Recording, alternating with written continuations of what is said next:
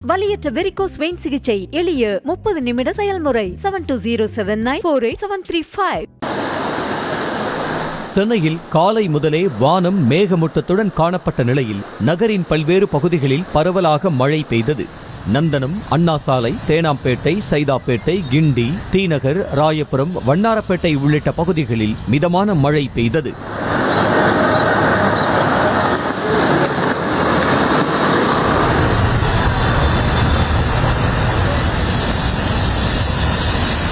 நீலகிரி மாவட்டம் உதகை மற்றும் அதன் சுற்றுவட்டார பகுதிகளான சேரிங் கிராஸ், மத்திய பேருந்து நிலையம், காந்தல், பிங்கர் போஸ்ட், தலைக்குந்தா உள்ளிட்ட பகுதிகளில் காலை முதல் விட்டு மிதமான மழை பெய்தது.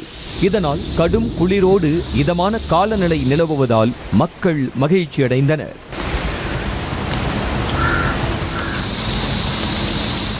தென்காசி மாவட்டம் சிவகிரி சுற்றுவட்டார பகுதிகளான தேவிப்பட்டினம், வாசுதேவநல்லூர், விஸ்வநாதபேரி, புளியங்குடி, சிந்தாமணி உள்ளிட்ட பல்வேறு பகுதிகளில் இடி மின்னலுடன் பரவலாக மழை பெய்தது.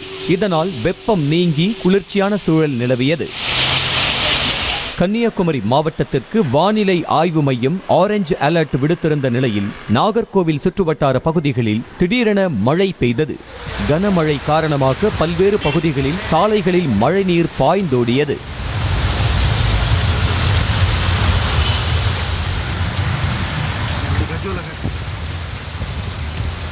விருதுநகர் மாவட்டம் ராஜபாளையம் சுற்றுவட்டார பகுதிகளில் சுமார் 2 மணி நேரத்திற்கு மேலாக இடி மின்னலுடன் பலத்த மழை பெய்தது.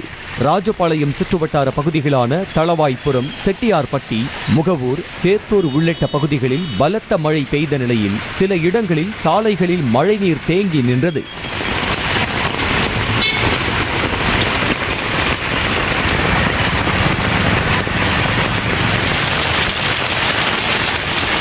சேலத்தில் காலை முதலே வெயிலின் தாக்கம் அதிகமாக இருந்த நிலையில் மதியம் 12 மணி அளவில் திடீரென மழை பெய்தது.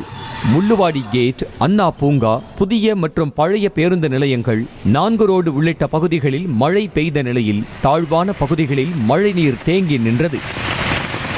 வலியற்ற வெரிகோஸ் வெயின் சிகிச்சை எளிய 30 நிமிட செயல்முறை 7207948735. செய்திகளை உடனுக்குடனும் துல்லியமாகவும் தெரிந்து கொள்ள சப்ஸ்கிரைப் பண்ணுங்க.